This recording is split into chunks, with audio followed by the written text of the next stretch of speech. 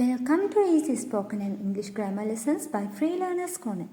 இன்று நாங்கள் பார்க்க போவது ப்ரோனவுன்ஸ். மிக முக்கியமாக தெரிய வேண்டிய ப்ரோனவுன்ஸை பற்றி டீப்பாக பார்ப்போம். Types of pronouns. ப்ரோனவுன்ஸ் 10 வகைப்படும். சிலர் 8 என்பார்கள். நான் அனைத்தையுமே குறிப்பிட்டிருக்கிறேன் இங்கே. முதலாவது வகை பர்சனல் ஓ சப்ஜெக்டிவ் ப்ரோனவுன், இரண்டாவது ஒப்ஜெக்டிவ், மூன்றாவது பொசசிவ் ப்ரோனவுன், நான்காவது டிமான்ஸ்ட்ரேட்டிவ், ஐந்தாவது இன்டரோகேட்டிவ் அல்லது கொஷன் ஃபார்ம், கொஷனாக பயன்படும் ப்ரோனவுன், ஆறாவது ரிலேட்டிவ் ப்ரோனவுன், ஏழாவது இன்டெஃபினிட், எட்டாவது ரிஃப்ளெக்சிவ், ஒன்பதாவது இன்டென்சிவ், பத்தாவது ரெசிப்ரோக்கல் ப்ரோனவுன்ஸ். ப்ரோனவுன்ஸ் என்பது உங்களுக்கு தெரியும், நவுன்ஸ் என்றால் பெயர்ச்சொல். ப்ரோனவுன் என்பது பெயர்ச்சொல்லுக்கு பதிலாக வரக்கூடிய சொல். எங்களுக்கு பெயர்ச்சொல்லுக்கு பதிலாக உபயோகிக்கக்கூடிய சொல்லை நாங்கள் ப்ரோனவுன் என்போம். A pronoun is a word that we use instead of a noun to avoid repeating names again and again. பெயர் சொல்லை மீண்டும் மீண்டும் சொல்லாமல் அதற்கு பதிலாக நாங்கள் பாவிக்கக்கூடிய சொல், பெயர் சொல்லுக்கு பதிலாக பயன்படுத்தும் சொல் ப்ரோனவுன். இப்போது பார்ப்போம் முதலாவது வகையான பர்சனல் ப்ரோனவுன் அல்லது சப்ஜெக்டிவ் ப்ரோனவுனை பற்றி. இதை நாங்கள் பொதுவாக மனிதர்களுக்கு அல்லது பொருட்களுக்கு பயன்படுத்துவோம். இங்கே பாருங்கள், ஐ என்றால் நான். இது வசனத்தில் எழுவாயாக மாத்திரமே வரும். இந்த சப்ஜெக்டிவ் ப்ரோனவுன் எப்பொழுதும் எழுவாயாக மாத்திரமே வரும். ஐ நான், யூ நீ நீங்கள், தே அவர்கள் அவை, ஹி அவன், ஷி அவள், இட் அது. இப்பொழுது ஒரு உதாரணத்தை பார்ப்போம். I eat rice. இங்கே எழுவாய் ஐ, அதாவது சப்ஜெக்ட் ஐ. ஈட் என்பது வினைச்சொல், ப்ரெடிகேட் அல்லது வேர்ப் என்றும் குறிப்பிடலாம். இங்கே என்ன நடைபெறுகிறது? நான் சாப்பிடுகிறேன். இங்கே நான் எழுவாய், சாப்பிடுகிறேன் வினைச்சொல். எதை சாப்பிடுகிறேன்? ரைஸ், சோறை சாப்பிடுகிறேன். இங்கு இந்த வேலையை செய்பவர் நான். ஆகவே இந்த ஐ என்பது சப்ஜெக்டிவ். அடுத்த உதாரணத்தை பார்ப்போம். Kamal plays cricket. இங்கே பாருங்கள், கமல் எழுவாய் விளையாடுகிறான், பிளேஸ் எதை விளையாடுகிறான்? கிரிக்கெட்டை, செயற்பாடு பொருள். இங்கே கமாலை பற்றி குறிப்பிடும் போது கமால் கமால் கமால் என்று குறிப்பிட முடியாது. ஏனென்றால் நாங்கள் அப்படி ஒரே சொல்லி பல வசனங்களுக்கு மீண்டும் மீண்டும் பயன்படுத்துவதில்லை. இந்த கமால் என்பதற்கு பதிலாக அவன் ஒரு ஆண் பிள்ளையாக இருப்பதனால் நான் ஹீ என்று பயன்படுத்தலாம். கமாலிற்கு பதிலாக ஹீ என்று பயன்படுத்தலாம். அங்கே பாருங்கள், கமாலை எடுத்துவிட்டு அந்த இடத்தில் ஹீயை போட்டால் he places cricket. Kamal cricket விளையாடுகிறான். ஹீ என்றால் அவன், அவன் கிரிக்கெட் விளையாடுகிறான் என்று எங்களுக்கு பயன்படுத்தலாம்.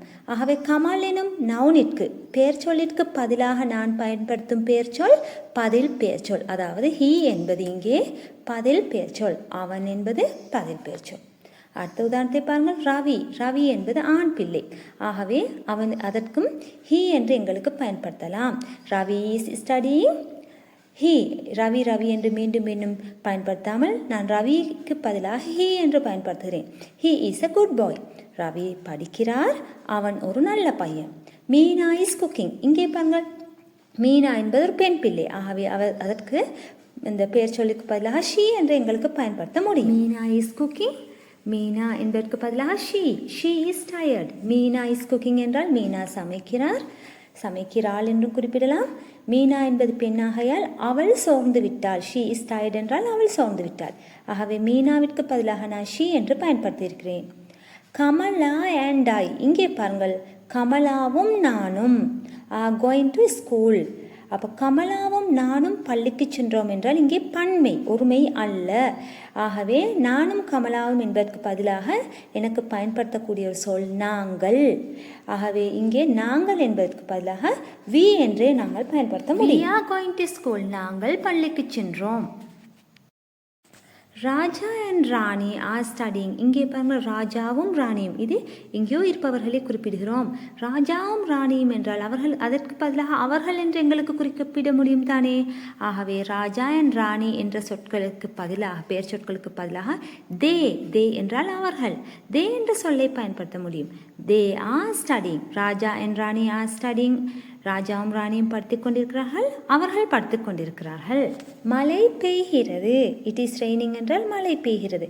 இங்கே பாருங்கள், ரெய்னிங் என்றால் மழை பெய்கிறது. மழை என்பதை அது என்று குறிப்பிடலாம் தானே, அது உயிரற்ற ஒரு பொருள் தானே.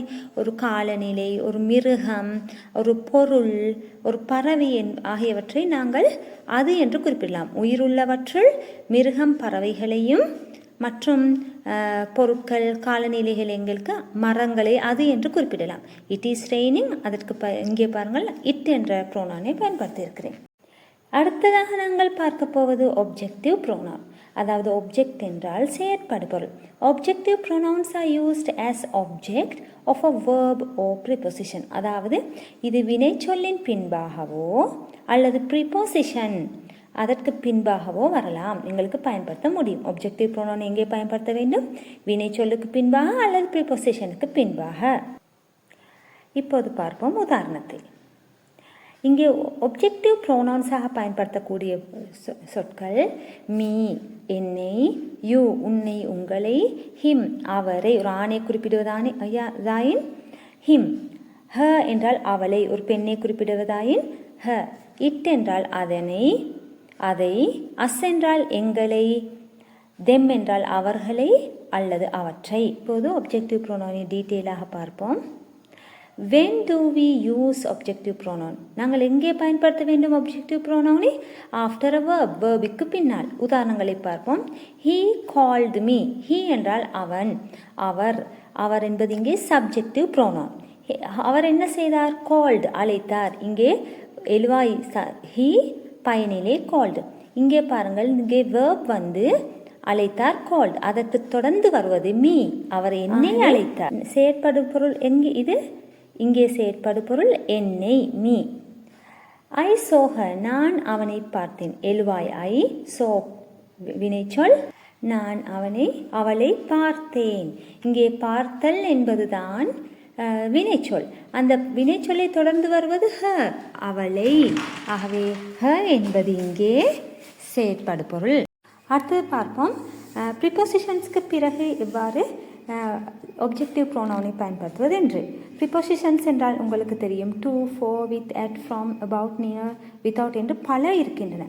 இப்போ முதலாவது உதாரணத்தை பாருங்கள். This gift is for you. இங்கே உள்ள ப்ரிபோசிஷன் for. ஃபோவை தொடர்ந்து வரும் யூ என்பது இங்கே பயன்படுத்தக்கூடிய ஒப்ஜெக்டிவ் ப்ரோனவுன். இந்த பரிசு உங்களுக்காக. she went with him. she went with him இல் அவள் அவருடன் சென்றார். இங்கே பாருங்கள், went with him, இங்கே உள்ள ப்ரிபோசிஷன் வித்தை தொடர்ந்து வரும் him என்பது அவருடன், him அவரை, அவருடன் என்று பொருள்படும். இது இங்கே உள்ள objective pronoun. The teacher spoke to them. ஆசிரியர் அவர்களை பேசினார் அல்லது அவர்களிடம் பேசினார். இங்கே பாருங்கள், இதிலுள்ள ப்ரிபோசிஷன் to, அதை தொடர்ந்து வரும் சொல் them. ஆகவே them என்பது இங்குள்ள ஒப்ஜெக்டிவ் ப்ரோனவுன். அடுத்தது பாருங்கள், மீ என்றால் என்னை. they invited me. பாருங்கள், இங்கே வேர்பை தொடர்ந்து வருகிறது ஒப்ஜெக்ட். அவர்கள் என்னை அழைத்தார்கள். யாரை அழைத்தார்கள்? என்னை. ஆகவே ஒப்ஜெக்ட் என்னை அழைத்தார்கள். ஆகவே என்னை என்பது, மீ என்பது இங்கே உள்ள ஒப்ஜெக்டிவ் ப்ரோனவுன். யூ உன்னை உங்களை. ஐ வில் ஹெல்ப் யூ, நான் உங்களை உதவுவேன் அல்லது உங்களுக்கு உதவுவேன். இங்கே பாருங்கள், ஹெல்ப் என்ற வேர்பை தொடர்ந்து வருவது யூ, உன்னை உங்களை என்று கருத்தப்படும். ஆகவே இதில் உள்ள objective pronoun you. we saw him yesterday. நேற்று அவரை பார்த்தோம். இங்கே saw என்ற வேர்பை தொடர்ந்து வருவது him. ஆகவே இங்கே him தான் objective pronoun. I found it under the table. நான் அதை மேசையின் கீழ் கண்டேன். found என்பது கண்டெடுத்தேன் என்று பொருள்படும். ஆகவே இந்த வேர்ப் இங்கே found, அதை தொடர்ந்து வரும் it என்பது இங்கே objective pronoun. she joined us for lunch. அவள் மதிய உணவிற்கு எங்களை சேர்த்து கொண்டாள். இங்கே பாருங்கள், joined என்பது இங்கே உள்ள வேர்ப், அதை தொடர்ந்து வரும் us என்பது எங்களை என்பது ஒப்ஜெக்டிவ் ப்ரோனவுன். ஆகவே உங்களுக்கு தெரியும், சப்ஜெக்டிவ் ப்ரோனவுன் என்பது I we you they he she it என்பன வரும். அது எப்போதும் ஒரு வேலையை செய்யும். சப்ஜெக்டிவ் ப்ரோனவுன் எப்போதும் வேலையை செய்பவர் சப்ஜெக்டிவ் ப்ரோனவுன். அந்த செய்யப்பட்ட வேலையை பெறுபவர் objective pronoun. Receives the action me, him, her என்று வரும். I called him. இங்கே பாருங்க, நான் அவரை அழைத்தேன். யாரை அழைத்தேன்? ஹிம் அவரை என்பது ஹிம் என்பது இங்கே ஆப்ஜெக்டிவ் ப்ரோனவுன். யார் அழைத்த? நான் அழைத்தேன். ஆகவே வேலையை செய்தவர் நான். ஆகவே சப்ஜெக்டிவ் ப்ரோனவுன் ஆகி வேலை யாருக்கு செய்யப்பட்டது? அந்த வேலையை பெற்றவர் யார்? ஹிம் அவர். ஆகவே ஆப்ஜெக்டிவ் ப்ரோனவுன் ஹிம். நான் நினைக்கிறேன் உங்களுக்கு இன்று சப்ஜெக்டிவ் ப்ரோனவுனும் ஆப்ஜெக்டிவ் ப்ரோனவுன் நன்றாக தெளிவாக புரிந்திருக்கும் என்று. ஏனைய possessive, demonstrative, interrogative, relative, indefinite, reflexive, intensive, reciprocal அனைத்து ப்ரோனவுன்ஸ்களையும் எமது அடுத்தடுத்த வீடியோக்களில் பார்த்து கற்றுக்கொள்ளுங்கள். Don't forget to subscribe our channel, like and share. இந்த வீடியோஸ்கள் பற்றிய உங்களது கருத்துக்களை கமெண்ட் செக்ஷனில் பதிவிட மறந்து விடாதீர்கள். Thank you.